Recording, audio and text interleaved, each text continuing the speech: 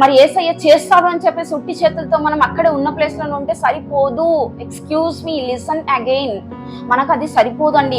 ఆ స్త్రీ ఎంతమంది ఉన్నా కూడా వాళ్ళందరినీ నెట్టుకుంటూ ఆ పెద్ద జన సమూహంలో బలహీనురాలైనటువంటి మరి ఆమె బాడీ ఏ రీతిగా ఉందో, ఎంత బలహీనంగా ఉందో, ప్రాబబ్లీ ఆమెకు ఉన్నటువంటి బ్లడ్ మొత్తం అయిపోయిందేమో, తాను చాలా వీక్ గా ఉందేమో, అయినా కూడా ఆ జన సమూహం అందరినీ కూడా తను నెట్టివేస్తూ, because she believed, okay, she accepted, okay, అక్కడ హీలింగ్ ఉంది అని చెప్పేసి తను ఎప్పుడైతే యాక్సెప్ట్ చేసిందో వాళ్ళందరినీ కూడా తను నెట్టేస్తూ ముందుకొచ్చి మరి యేసయ్య చెంగును ఆమె ముట్టుకున్నదండి. మీరు కొంచెం చదవండి. అక్కడ ముట్టగానే తనకు ఏమవుతుంది? స్వస్థత కలుగుతుంది.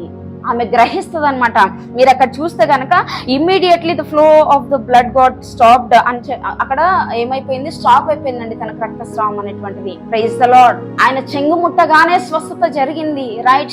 She has imagined it or not? ఆమె అనుకున్నదా లేదా? ఆమె చూసిందా లేదా ఇలాగా నాకు జరుగుతుంది అని చెప్పి?